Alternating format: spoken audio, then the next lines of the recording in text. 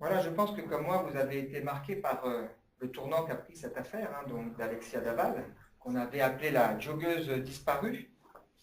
Donc cette fille qu'on pensait qui avait disparu en faisant son jogging le samedi 28 octobre, pas très loin, puisque c'est à Grès en Haute-Saône, et dont on a finalement retrouvé le corps 2 jours plus tard, le lundi, à moitié calciné. Et au départ, cette affaire, elle a ému la France entière, puisque un peu partout, on a organisé des manifestations de soutien, des marches, des joggings, en se disant c'est terrible ce qui s'est passé. Et j'avais déjà d'ailleurs eu l'occasion de montrer que sur Besançon, sur la place de Besançon, plusieurs personnes s'étaient réunies avec ce t-shirt, veillons les uns sur les autres. Et ce drame avait touché la France entière. Pourquoi? Parce que c'était une prise de conscience de la violence qui existe, de l'insécurité et de notre vulnérabilité des uns et des autres. Et ça posait la question de se dire que même pour un loisir qui paraît simple, qui paraît sans difficulté particulière, aller courir à un endroit où on a l'habitude d'aller, eh bien, les affaires peuvent malheureusement mal tourner. Si vous vous souvenez, dès le départ, les enquêteurs avaient dit qu'ils ne tarderaient probablement pas à faire la lumière, car il y avait de nombreux indices. Et cette semaine, Sandrine, un jour, elle rentre, elle me dit « T'as vu, ça y est, il a avoué ». Moi, j'avais entendu juste avant qu'il avait été arrêté par rapport à ça, et effectivement, il a fini par avouer que c'est lui le responsable du meurtre de son épouse. Alors lui, il dit que c'est par accident et l'avoir étouffé. La famille, qui est déjà brisée par ce drame, l'est encore plus. Les beaux-parents soutenaient leur gendre, d'ailleurs il était considéré comme étant le gendre idéal jusqu'alors. Et aujourd'hui, ils sont donc séparés par l'horreur de cette situation. Et montrait sa tante, la tante de cette fille, qui tient un magasin et qui était effondrée et qui disait « J'avais peur que ça finisse comme ça, il a trompé tout le monde ». Donc un journal disait qu'il a avoué lors de sa garde à vue donc les choses, et que la police, pour son interrogation, était accompagnée d'un psychologue comportementaliste.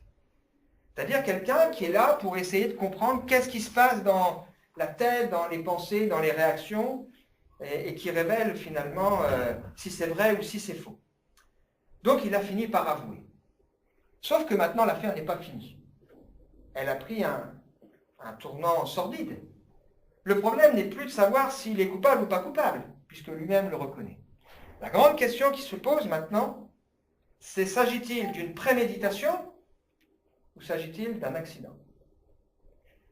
Le juge d'instruction a précisé que tout concourt à dire que ce n'est pas un simple accident, un simple moment de colère qui a conduit un geste maladroit à quelques secondes d'égarement, mais que c'est plus profond. Et de l'autre côté, vous avez la défense qui dit que ce garçon vivait un calvaire avec une femme caractérielle, difficile, qui en plus avait un traitement qui la rendait encore plus compliquée. Et donc il a des circonstances atténuantes.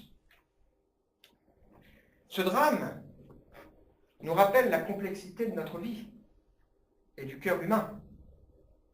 Nous ne sommes pas seulement un organisme vivant, une association de cellules, mais ce qui nous caractérise, c'est notre intelligence, nos pensées, notre cœur, nos sentiments, nos raisonnements, notre capacité à faire des projets et à construire des choses. Nous n'agissons pas seulement par instinct ou par réflexe, parfois ça arrive, mais on agit aussi par anticipation, on se projette, on réfléchit aux choses. Et finalement, on est en train de faire le constat que Jésus lui-même faisait lorsqu'il dit « C'est du dedans du cœur que sortent les mauvaises pensées, qui mènent à l'immoralité, au vol, au meurtre, à l'adultère, l'envie, la méchanceté, la tromperie, le vice, la jalousie, le blasphème, l'orgueil et à toutes sortes de mauvais comportements. Tout ce mal sort du dedans et rend l'homme impur. » Et Jésus, ou la parole de Dieu, de nous dire à travers la bouche notamment d'un prophète, le prophète Jérémie, que le cœur de l'homme, de la femme aussi, il est tortueux par-dessus tout et il est méchant. Alors dans cette affaire dont je viens de parler, peut-être que notre réaction a été « je me disais bien, si ça tombe, c'est le mari ». Pourquoi on réagit comme ça? Oh, je ne pense pas qu'on réagit comme ça en se disant c'est un sale type. On voit clairement que c'est un gars qui n'en est pas à son premier coup. Je ne pense pas qu'on dise ça parce qu'on pense qu'il est arrogant, qu'il est méchant, qu'il est pervers. Je pense que d'ailleurs, il a probablement des valeurs, il a probablement une bonne éducation. C'est pour ça qu'on disait que c'était le genre idéal. Mais on dit ça pourquoi?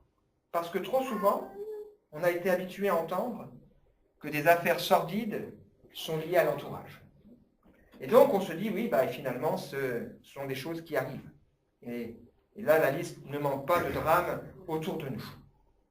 Je pense par exemple à des hommes qui sont parfois discrets, chétifs, et quand ça arrive qu'on ait des conversations, j'ai quelques cas en tête, des fois on est surpris par la violence latente qu'il y a en eux, l'amertume, l'aigreur qu'il y a au fond dans le cœur. Et tout ça, ça nous révèle quoi?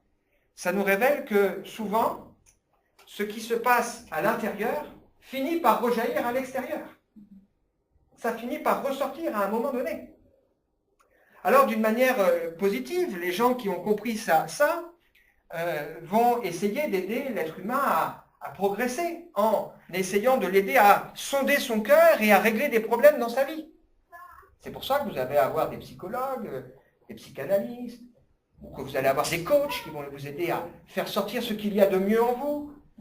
Et puis, d'une autre manière, que vous allez aussi avoir des gens qui vont jouer à la manipulation mentale et à toute chose. J'entendais cette semaine sur France Info une interview d'une dame, je ne sais pas ce qu'elle faisait comme activité, et qui disait donc à Olivier de Lagarde que ce n'est pas la solution de mettre les hommes en prison. Alors, il y avait un peu d'ironie dans ce qu'il disait. Il disait, mais enfin, le but de la prison, c'est de punir le mal, et puis c'est de protéger la société. Alors, elle disait, oui, c'est vrai, mais la punition, finalement, des fois, ils sont aussi victimes, et puis, en fait, ils ressortent pire que comme ils sont rentrés. Elle n'a pas forcément tort, sauf qu'elle n'avait aucune solution concrète à apporter. Elle faisait le constat qu'on construit de plus en plus de prisons, on est de plus en plus avec la répression, mais que ça ne change pas le problème. Ben oui, parce que le problème, il est plus profond. Le problème, c'est le cœur. Et c'est difficile pour nous d'apporter une solution concrète. Alors, tout ce qu'on vient de dire là illustre bien ce qu'on va aborder ensemble ce matin, où on poursuit notre découverte de la lettre de Paul aux Éphésiens. Depuis, pour ceux qui ne sont pas là habituellement, on a l'habitude de partager ensemble la découverte de cette lettre. Et là, on en est à peu près à la moitié, un tout petit peu plus. À Éphésiens chapitre 4, verset 17. Qui commence par ceci: « Voici ce que je vous dis, ce que je vous déclare au nom du Seigneur, vous ne devez plus vivre comme les non-croyants. » Alors là, ce sujet-là, je pense que c'est un sujet qui fait globalement l'unanimité. Quelqu'un qui est chrétien, qui se dit chrétien, qui dit qu'il va à l'église, qui parle de Dieu, il ne doit quand même pas se comporter comme quelqu'un qui ne connaît pas le Seigneur. Donc, les gens qui ne sont pas chrétiens sont d'accord avec ça. Nous-mêmes, en tant que chrétiens, on est d'accord avec ça. Et on dit, oui, c'est vrai, on ne doit plus vivre, on ne doit plus se comporter comme des non-croyants. Même si parfois, en évoquant ce sujet, on peut parler avec des gens où la notion de chrétien n'a pas forcément le même sens, mais ça, on y reviendra. En même temps, c'est un sujet difficile. C'est un sujet difficile. Paul, ici, il s'adresse à des gens qui connaissent Dieu et qui leur dit, vous ne devez plus faire et vivre comme les non-croyants. S'il leur dit ça, c'est que parfois ça arrive. Ça arrive que des chrétiens, des gens qui ont fait une expérience avec Dieu, se comportent comme des non-croyants. Donc c'est un sujet qui est difficile. Dans ma vie, ça m'arrive d'avoir des réactions que je ne devrais pas avoir. Et il est difficile parce qu'on est en train de parler finalement de quelque chose qu'on appelle la sanctification, c'est-à-dire la transformation de notre vie pour refléter toujours davantage ce que le Seigneur attend de nous. Et en même temps, c'est un sujet qui peut être dangereux et qui pourrait être à contresens s'il n'est pas pris dans son contexte. J'allais dire même qu'il pourrait être facile. Commencer à faire des leçons de morale où on sera d'accord pour dire il y a des choses qu'on ne fait pas, on ne ment pas, on ne vole pas, on n'a pas des gestes déplacés en tant que chrétien, ça, tout le monde sera d'accord. Et à la limite, c'est facile. Sauf qu'il faut bien comprendre que Éphésiens ne commence pas au chapitre 4 au verset 17. Ça ne commence pas au chapitre 4 au verset 17. Il y a eu 4 chapitres qui précèdent avant qu'on en arrive là. Et il est important pour nous de rappeler que la vie chrétienne, ce n'est pas simplement une morale, ce n'est pas une philosophie, c'est bien plus que ça. Et c'est ce qu'on va essayer ensemble de redécouvrir, parce que c'est aussi ce que Jésus dénoncera. Lorsqu'il était sur terre, il a dénoncé les religieux. Plusieurs fois, il a dit « Faites ce qu'ils vous disent, mais ne faites pas ce qu'ils font ». Il va dire aussi qu'ils sont capables de mettre des fardeaux pesants sur les épaules des gens, mais ils ne sont pas capables de leur donner la force d'y arriver. Et pour nous, c'est aussi facile de dire « Ne faites plus ». Mais c'est plus difficile d'expliquer comment ne plus le faire. Et le but de la parole de Dieu, c'est de nous conduire à comprendre comment, effectivement, nous pouvons changer par la grâce de Dieu et ne plus vivre comme des gens qui ne connaissent pas Dieu.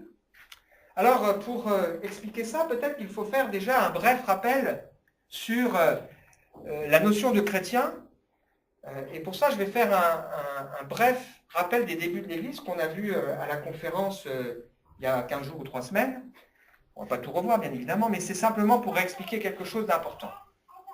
L'Église du 1er siècle, elle est bien connue, on la trouve dans le Nouveau Testament. Qu'est-ce que c'est que l'Église du 1er siècle? C'est Jésus qui naît miraculeusement, conçu par le Saint-Esprit dans le sein de Marie, qui est vierge, une fille juive, qui a une certaine connaissance des choses de Dieu. Et puis Jésus, qui va grandir, et puis à partir de, en gros, l'âge de 30 ans, pendant 3 ans, il va aller par tout le monde, il va bénir, il va intervenir, changer des vies, montrer qu'il a de la puissance, mais en même temps, il va enseigner et il va faire des disciples.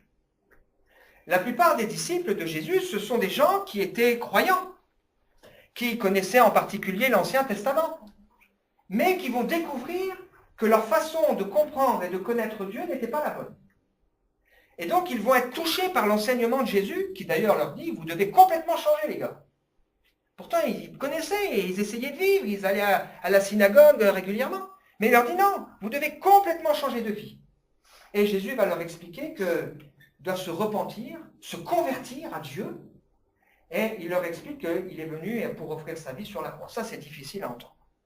Et puis donc, Jésus va effectivement mourir sur la croix, ressusciter. Et il va dire à ses disciples, lorsqu'il ressuscite, d'attendre que le Saint-Esprit vienne sur eux pour transformer leur cœur.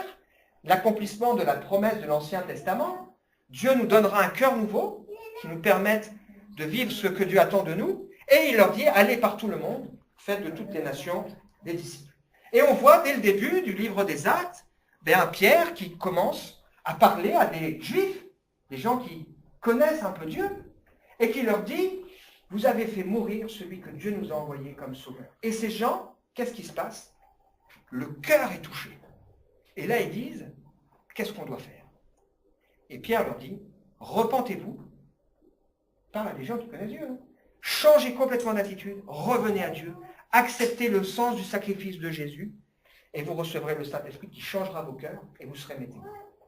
Et puis on découvre par la suite que les disciples vont aller par tout le monde parce qu'ils vont quitter Jérusalem à cause de la persécution, et puis ils vont commencer à aller simplement partager ce qu'ils ont vécu. Et au fur et à mesure, des autres personnes qui avaient une certaine connaissance de Dieu se tournent vers Dieu, changent de vie. Et puis aussi des gens qui découvrent Dieu. Et on commence à se moquer d'eux en les appelant des chrétiens, c'est-à-dire des gens qui imitent le Christ. C'est-à-dire que tous ces chrétiens-là sont des gens qui, à un moment donné dans leur vie, ont eu un changement radical parce qu'ils ont rencontré, compris qui était Jésus. Ça, c'est le 1er siècle. Ce qui est particulier, c'est ce que dira un homme qui s'appelle Tertullien. Il dit ceci, le sang des martyrs est semence des chrétiens. Plus on les persécute, plus il y a des gens qui se tournent vers Dieu. On vit ça aussi encore. En Côte d'Ivoire, par exemple, en Côte d'Ivoire, il y a des églises qui s'ouvrent. Les gens, quand ils se tournent vers Dieu, dans un endroit où, dans certaines régions où c'est très musulman, c'est au péril de leur vie. Ils perdent leur travail, ils sont rejetés de leur famille. Mais il y a des gens qui se tournent vers Dieu réellement. Ils découvrent le Seigneur. Il va se passer quelque chose d'important en 313. Il y a un empereur qui s'appelle Constantin, qui va publier ce qu'on appelle un édit de tolérance. C'est-à-dire que la foi chrétienne, qui jusqu'alors était persécutée, eh bien là, on commence à dire qu'on peut la tolérer. Et donc il va accepter, ce brave Constantin, que les chrétiens puissent avoir des bâtiments, des propriétés. Et progressivement, ça donnait naissance à des églises au sens des bâtiments, voilà, à cause de cet homme, qui à la fin de sa vie se fera baptiser. Il va élever ses enfants en leur enseignant les vertus chrétiennes, et donc ces enfants vont commencer à fermer des temples païens. On va à ce moment-là aussi rendre le chômage du dimanche, et on va accepter qu'il y ait des tribunaux religieux. Et les 2 et 3e siècles de l'histoire de l'Église sont marqués par les martyrs et par certaines hérésies qu'il a fallu combattre, et Constantin va contribuer à ce qu'on règle les problèmes de fausses doctrines et de faux enseignements. Et puis il va se passer un autre tournant important en 390, avec un homme qui s'appelle Théodose. Et Théodose, il va se convertir au christianisme, et lui, il va faire que le christianisme devienne la religion officielle. C'est-à-dire qu'avant, jusque-là, c'était dangereux d'être chrétien. À partir de 390, c'est dangereux de ne plus l'être. Puisque lui, l'empereur romain, qui règne sur une grande partie du monde, est chrétien. Et donc à ce moment-là, qu'est-ce qu'on fait? On baptise les enfants et on devient des églises de multitude. C'est-à-dire, on devient chrétien par héritage, par éducation, on devient chrétien par appartenance à une famille, mais non plus par un changement de vie, une expérience personnelle qu'on fait avec Dieu. C'est ce qu'on appelle des églises de multitude. C'est pas bien, en fait. Eh non. Et donc, à partir de ce moment-là, il y a un tournant important qui va être pris, puisque comme tout le monde est chrétien, ou se dit chrétien parce que c'est dangereux de ne pas l'être, on ferme les temples païens, donc c'est interdit d'avoir d'autres religions. Eh bien, à ce moment-là, qu'est-ce qui se passe? On arrête d'évangéliser. On arrête d'expliquer aux gens pourquoi Jésus est venu, on arrête d'expliquer aux gens qu'ils doivent changer de vie, on arrête de dire aux gens qu'ils doivent se convertir, que même s'ils ont une certaine morale, il y a quelque chose qui doit se passer dans leur vie. Et on tombe sur des églises de multitude. Ça, c'est 4e et 5e siècle. Du coup, on met de l'ordre un peu dans l'église, donc on installe des hiérarchies, on donne des vêtements particuliers aux hommes religieux, etc. etc. Voilà. Ça, c'était pour expliquer le sens du mot chrétien dans le langage courant par rapport à la Bible. Alors, on revient sur ce qu'on est en train de voir ensemble. Voici donc ce que je vous dis, ce que je vous déclare au nom du Seigneur, vous ne devez plus vivre comme les non-croyants. Ce passage est interpellant. Paul s'adresse ici à des chrétiens qui ont vécu un changement de vie quand ils ont découvert Jésus. Et il souligne ici que dans la vie du chrétien, il y a l'existence d'un combat intérieur. Alors on peut toujours se tranquilliser en se disant ouais, mais c'est quand même à cause de toutes ces sollicitations extérieures, c'est vrai qu'elles existent. Hein, on est parfois pollué, agressé, etc. Et c'est donc réaction par rapport à ça. Mais non, ce que souligne ce texte aussi, c'est que le problème, il est dans notre cœur aussi. Même à nous en tant que chrétiens, qui avons fait une expérience avec le Seigneur.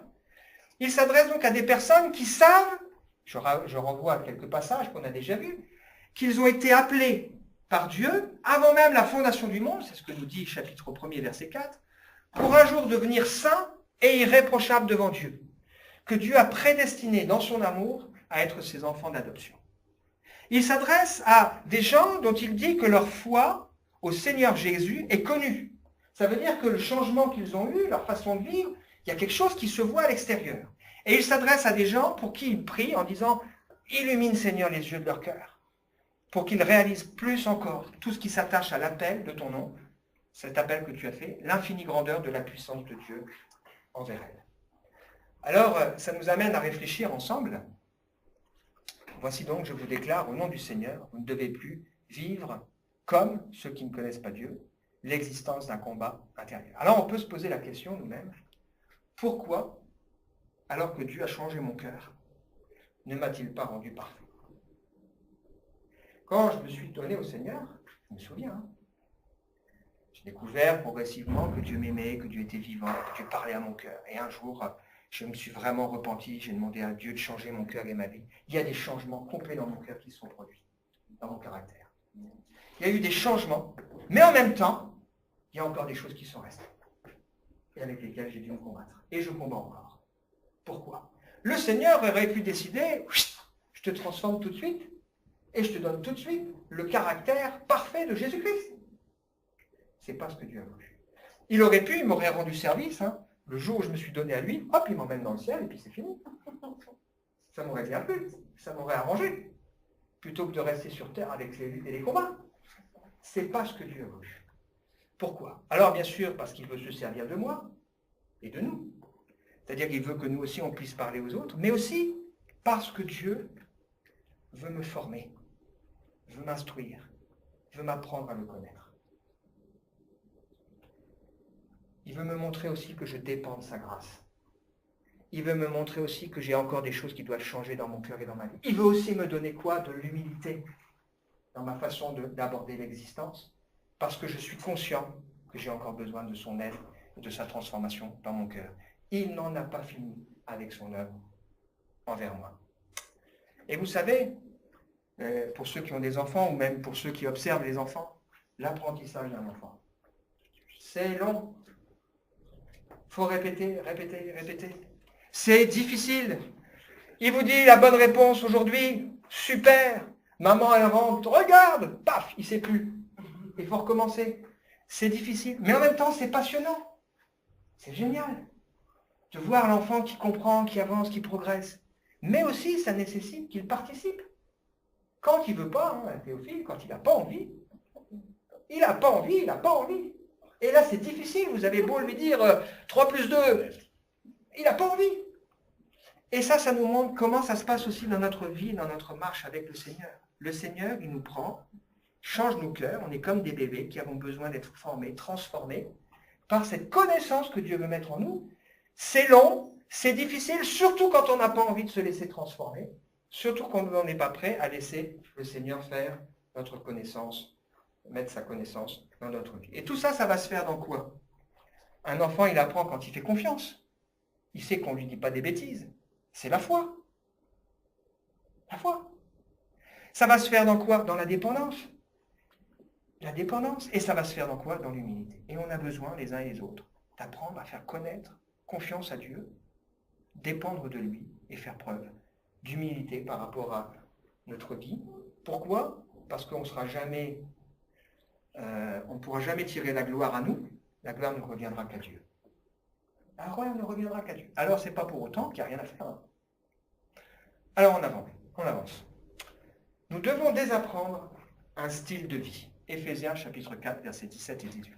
Voici donc ce que je vous dis, ce que je vous déclare au nom du Seigneur. Il y a un aspect solennel. Hein. La Bible nous dit que les gens impurs, les idolâtres, les cupides, les ravisseurs, etc., n'entreront pas dans le royaume de Dieu.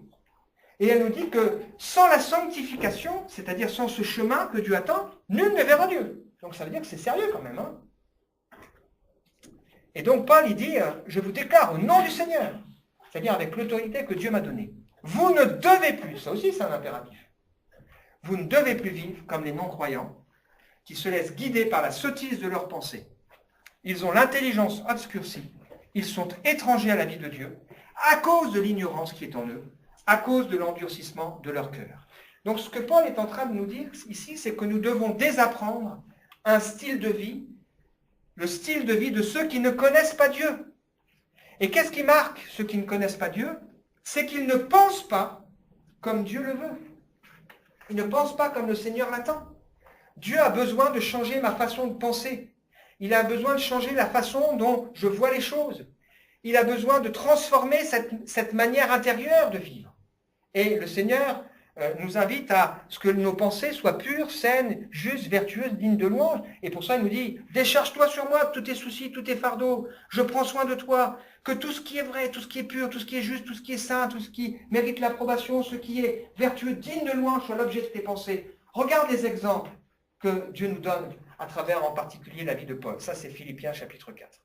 Il nous dit que ces gens-là, qui ne connaissent pas Dieu, comme nous hein, parfois, hein, on n'a pas l'intelligence éclairée. Ça ne veut pas dire qu'ici que ce sont des gens qui sont incapables de faire un calcul, hein, ou qui ne sont pas des gens intellectuellement...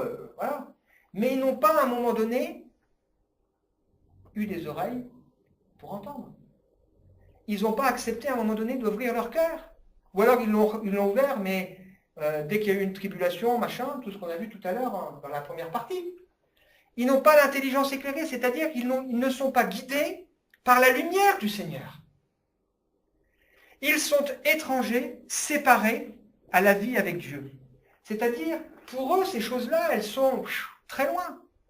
Et il n'y a pas cette relation personnelle avec le Seigneur. Donc forcément, ils vivent de cette manière. Et pourquoi ils sont comme ça?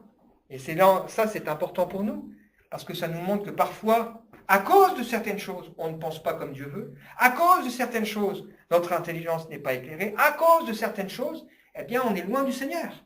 C'est quoi? L'ignorance. Donc on a besoin d'instruction. On a besoin de savoir comment croiront-ils s'ils n'ont pas entendu parler. Comment est-ce qu'ils entendront parler s'il n'y a personne qui leur parle? Et j'allais dire, comment est-ce qu'ils vont accepter s'ils n'ouvrent pas leur cœur? Et ils ont aussi un cœur qui endurcit, c'est-à-dire un cœur qui refuse d'entendre, qui refuse d'écouter et d'accepter. Parce que vous savez qu'on peut parfois entendre parce qu'on n'est pas sourd, hein. Pas pour autant qu'on accepte ce que le Seigneur veut nous enseigner. Et combien de fois on parle avec des gens, on essaye de leur dire, tu sais, viens au Seigneur, approche-toi de lui, donne-lui ton cœur, donne-lui ta vie, etc., etc. Ils entendent, hein? Mais ils n'ont pas envie. Ils n'ont pas envie. Ils n'ont pas envie d'écouter. C'est ce que nous aussi on fait parfois. On poursuit. Ils ont perdu, ça c'est la conséquence.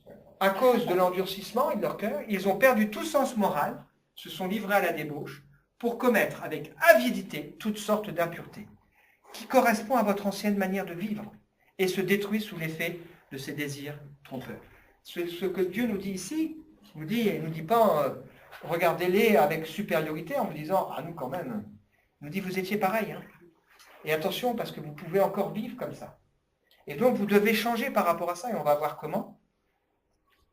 Qu'est-ce qui les caractérise? Ils ont perdu le sens moral, la notion du bien et du mal. Aujourd'hui on appelle mal ce qu'autrefois on appelait bien. Et on appelle bien ce qu'autrefois on appelait mal. On considère que c'est normal. Il n'y a plus cette notion du bien et du mal. On a dans nous, dans notre cœur, un minimum de conscience. Ça, c'est ce que Dieu a voulu. Cette conscience, elle nous révèle la notion du bien et du mal. La nature nous révèle la notion de Dieu. Mais la parole de Dieu est nécessaire pour nous permettre de découvrir qui est Jésus et pour nous permettre de pleinement comprendre ce qu'est le bien. Le bien, c'est ce qui se rattache à Dieu. Le péché, c'est pas seulement tuer, voler, mentir, etc.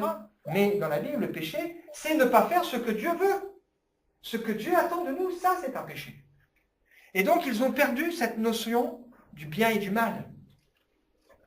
Ils sont esclaves de leur passion.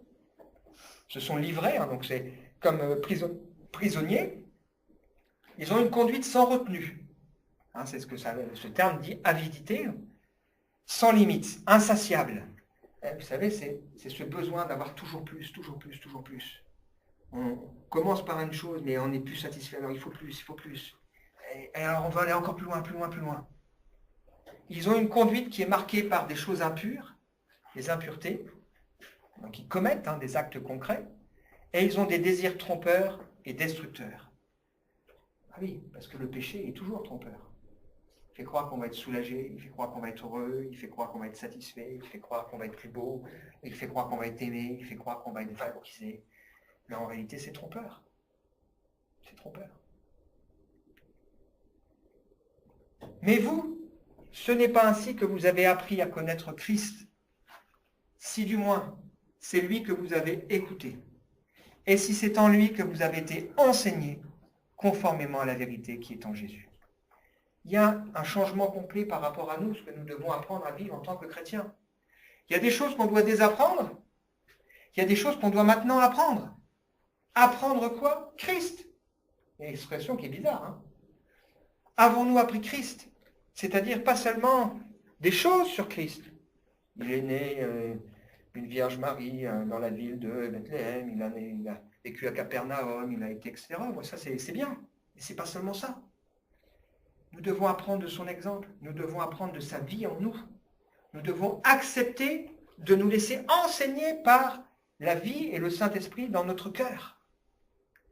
Et là, la notion importante ici, si du moins vous avez écouté. C'est-à-dire si du moins à un moment donné, quand la voix de Dieu s'est fait sentir à nos cœurs, on a accepté la voix de Dieu qui frappe à nos cœurs. La Bible nous dit que Dieu parfois il frappe au cœur.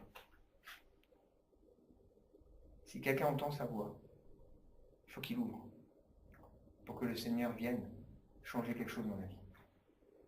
Et ce texte nous dit, si du moins à un moment donné, quand on a entendu, on a accepté d'ouvrir son cœur. Et on a accepté son appel. Je crois que Dieu nous appelle les uns et les autres à devenir ses enfants. Ce n'est pas automatique. Ce n'est pas simplement parce que j'ai compris qui est Dieu. Je n'ai pas compris que simplement parce que j'ai compris que Jésus est mort pour mes péchés. À un moment donné, je dois avoir répondu concrètement à l'appel de Dieu dans ma vie. Et la question de fond, c'est est-ce que j'ai écouté, entendu sa voix et son appel? Et ensuite, il faut se laisser enseigner. C'est-à-dire que Jésus a dit à ses disciples de faire aussi des disciples, c'est-à-dire des hommes et des femmes qui se laissent enseigner par la vérité, pour apprendre Christ, pour écouter la voix du Seigneur, pour se laisser changer par la vérité qui est en nous. Conclusion, on relit le passage, on va prier. Voici donc ce que je dis et ce que j'affirme dans le Seigneur. Vous ne devez plus vous conduire comme les non-croyants qui se laissent guider par la sottise de leurs pensées. Ils ont l'intelligence obscurcie. Ils sont étrangers à la vie de Dieu à cause de l'ignorance qui est en eux, à cause de l'endurcissement de leur cœur.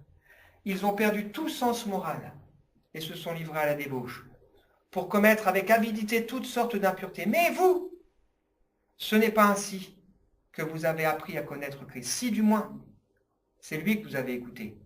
Et si c'est en lui que vous avez été enseigné, conformément à la vérité qui est en Jésus. Amen. On va prier. Quelqu'un m'a dit, c'est bien des fois de laisser un peu de temps pour réfléchir après un message. Ben, on va prendre une minute ou deux pour réfléchir. Puis je vais prier.